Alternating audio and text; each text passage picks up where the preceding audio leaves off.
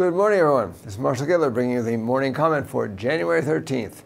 The dollar generally recovered yesterday, even while the market continued to pare back its expectations for Fed tightening and U.S. bond yields fell.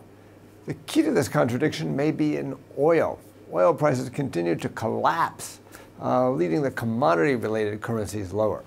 The main theme in the market seems to be concerns about deflation. In a situation of global deflation, all central banks will be hit with similar constraints, but the relative movement will remain the same. The U.S. will be the first to tighten, even if the date is pushed back. So some measures of dollar strength is compatible with diminishing Fed rate expectations, as long as they go along with diminishing expectations for other central banks too. Now, weak Canadian data out yesterday caused the market to price in some modest easing by the Bank of Canada, which pushed dollar-CAD further towards 120.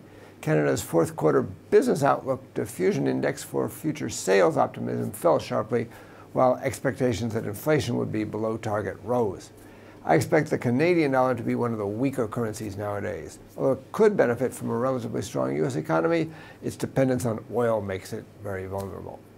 As for today's indicators, the UK CPI for December is expected to fall below 1%, driven mainly by lower energy prices. The decline confirms the warning in the Bank of England's November inflation report that inflation is likely to fall below 1% in 6 months. This could push further back the expectations for tightening in Britain and add to the negative sentiment towards sterling. Sweden's CPI is expected to show that the country fell deeper into deflation, which could increase the selling pressure on the Swedish krona.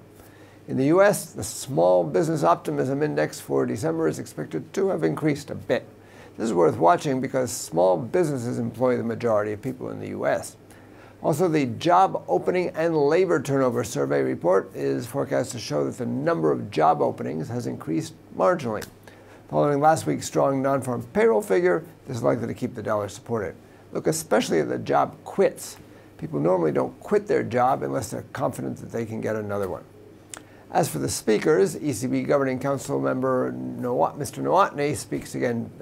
Yesterday he said the ECB shouldn't wait too long to fight deflation. It's important that one takes deflation risks seriously and addresses them, he said. For more information, including technical analysis, please read the full comment on IronFX.com. You can also follow us on Twitter, like us on Facebook, subscribe to our YouTube channel, or circle us on Google+ to get more trading ideas. This is Marshall Gidler, head of Global FX Strategy at IronFX Global, wishing you solid trading.